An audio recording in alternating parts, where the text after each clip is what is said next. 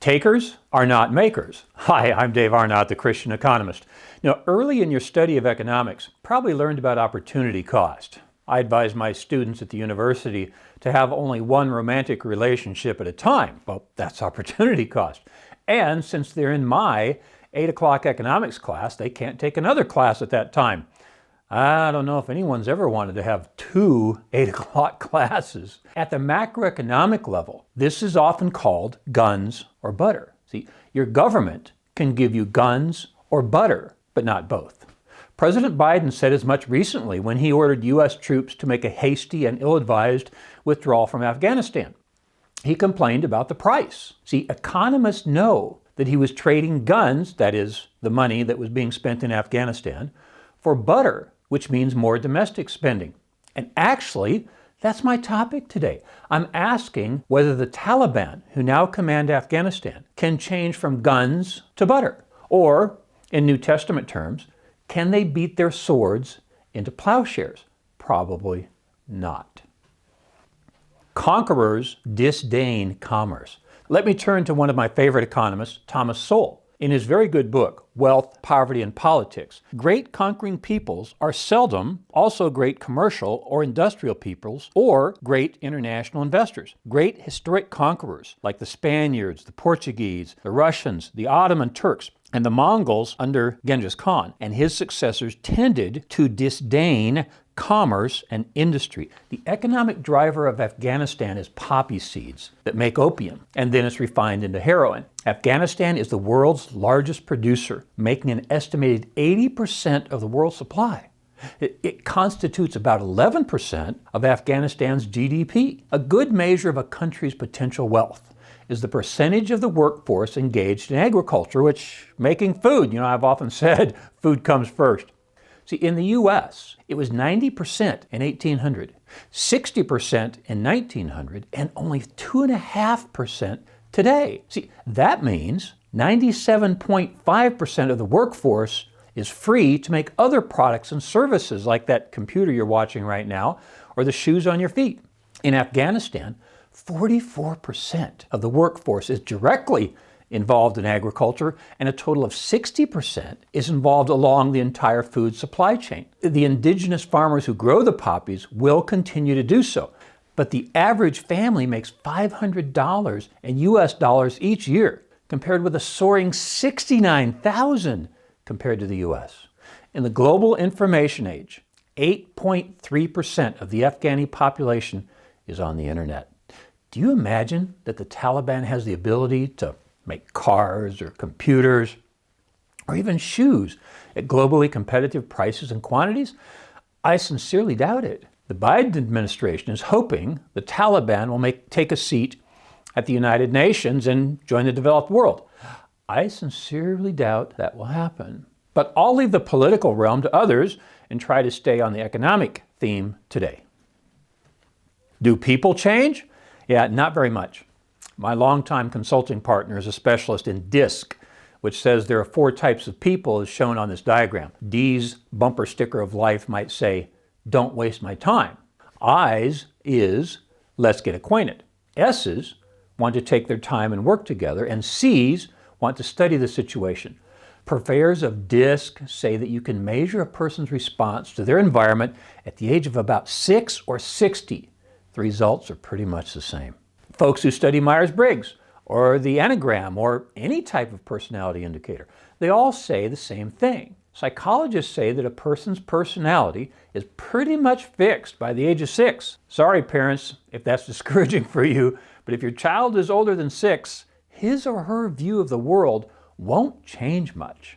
It only changes because of life-altering events like the death of a family member. Will the worldview of the Taliban change? I sincerely doubt it. In podcast number 89, titled Antitrust in the Fallen Nature, I quote a famous person telling me, "You can change what people think, but you can't change what they believe." Christians agree. When a person accepts Christ, we don't believe we do it. We give most of the credit to the Holy Spirit who prepared the person for salvation. Even then, a person's outward behavior may change, but their personality remains pretty much the same. I worked for a former alcoholic who stopped drinking after he accepted Christ, he still had addictive behaviors that made him a difficult person to work with and even to socialize with. No more wars. Ginger and I were touring Fort St. Louis on the French island of Martinique. Our very good guide told us about the long history of battles over the island. The English fought the Dutch, who fought the French, and eventually the island stayed under the control of France before winning its freedom in 1946. At some point in his long discourse about the battles, I turned to Ginger and asked, why did it stop? Are men no longer fallen? See, I unpacked some of this in podcast 47 titled Economics and World Peace. The brief answer for today is that men are still fallen, and they still covet what others have, but they've figured out they can get that wealth through economic trading instead of plundering. That's why Francis Fukuyama wrote the book The End of History and the Last Man in the year 2006. He said history tells us when one country knocked off another, and that humans had changed from military to economic wars. He was mostly right. One other side note, that's why slavery is not as popular as it once was. Paid workers are more productive than slaves. Hey, back to one of my favorite economists, Thomas Sowell, writing again in his book, Wealth, Poverty, and Politics, where he explains why Spain was made rich by the gold it plundered from Central America in the 16th and 17th centuries, but then became poor. Spain lagged behind other contemporary Western European countries in such human capital as both craft skills and scientific advances. Moreover, the disdainful attitudes toward productive work that developed in Spain under these conditions were negative human capital, as was the mass export of human capital by the expulsion of Jews and later the Moriscos, both of whom had skills largely lacking in the general population of Spain. Even today, a Spanish family makes $2,000 less each month than an American family. I asked my students last week, how many of you would be attending Dallas Baptist University if your family made $2,000 less every month? And the multiplication of that $2,000 throughout the economy provides growth that makes the U.S. the richest country in the world. That's because we produce. See, Thomas Sowell contrasts Spain's disdain for work with the economies of Scotland and Japan, who rose dramatically by acquiring the human capital of other cultures. One of my common phrases in this genre is, policies that promote production is all that separates rich from poor countries. It's the title of podcast 27. Afghanistan will remain poor under the Taliban because they don't know how to produce, and they don't want to. Easy to take, expensive to hold. President Obama was caught on a live mic talking to Dmitry Medvedev of Russia saying, "Tell Vlad I can be more flexible after the election." Okay, a few questions arise. First, how did he know he was going to win the election? When he uttered that phrase on March 26 of 2012, the polls favored Mitt Romney. Second question, the liberal media spent 18 months accusing President Trump of Russian collusion, but no one can produce an audio tape of President Trump referring to Vladimir Putin as Vlad. Third, and this is the most important, what he meant was that President Obama would allow Russia to take 7% of Ukraine and all of Crimea, and the U.S. would not intervene. A little known fact, 10,000 Ukrainians were killed in the takeover. That's the student population of South Dakota State University, to give you some context. See, I have an interest in the Baltic countries because I've taught there for the last 6 summers before COVID. One of Ginger's favorite stories of international intrigue is the dinner with my Eastern European MBA students. A student from Ukraine saw the Russian soldiers unloading from a plane with their weapons. Another student across the table at dinner, whose father was an officer in the Russian army, had a very different viewpoint. Ask Ginger if you're fortunate enough to meet her in person. It's quite a story. But see, in the Baltics, they say that they might get a 10-minute warning before being bombed by a Russian plane because their border is so close to the Russians. So Russia took 7% of the Ukraine and all of Crimea without NATO interference. So recently I asked, look, if President Obama and NATO are not going to stop Putin, why doesn't he take the Baltic states? The best answer I got from an Eastern European political specialist was, land is easy to take, but expensive to hold. He was referring, of course, to the immense cost of holding Eastern Europe during the Cold War. You see, fallen people have figured out that they can enrich themselves via economic warfare without holding the land. That's why, as an economist, I make the prediction that most of the wars of the future will be economic and cyber. Physical weapons will be used less. I didn't say they would become obsolete. I'm only saying that a Christian economist would accept that the fallen nature of humans has not changed. They still covet what others have. In previous centuries, they went to war to control the land. Now, they realize it's more important to control the economy and cyber than to control the land and the people. Governments don't produce. The Taliban is about to figure this out, but I'm not sure the left in America will. I've repeated in these podcasts many times, the government has no money. It only takes money from productive sources and redistributes it to non-productive sources. Mark Hendrickson from the Institute for Faith and Freedom at Grove City College wrote about this in the Epoch Times this week in an article titled, "We Need Each Other, an Economic Perspective."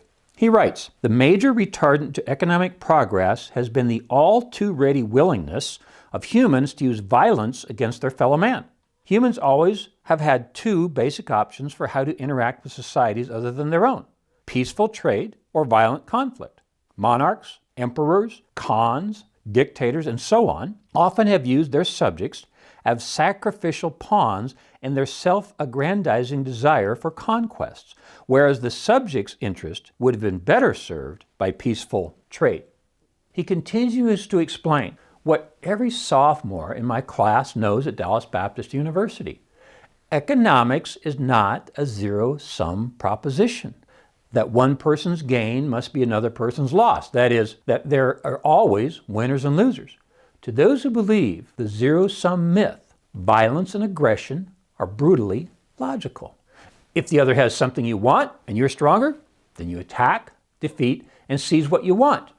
Quoting Mr. Hendrickson again, "The logic of peaceful trade is diametrically opposite to the logic of enrichment via aggression and plunder. Economics shows peaceful, voluntary transactions to be positive sum, that is, both sides win." Mr. Hendrickson has just described consumer and producer surplus that I unpack in podcast number 18, titled Love Your Neighbor. The Christian Economist summary is, if you love your neighbor, you will provide products and services they demand and produce consumer surplus. If you love yourself, you'll make a profit while doing so, which economists call producer surplus. How economics avoids wars. Coming out of World War II, Europeans were trying to avoid World War III, so they formed the European Steel and Coal Community in 1950. Why coal and steel? Because those are the chief products used to make munitions of war. The Schengen Agreement in 1985 allowed people to cross borders without passports, and what we know now as the European Union was officially codified in the 1993 Maastricht Agreement.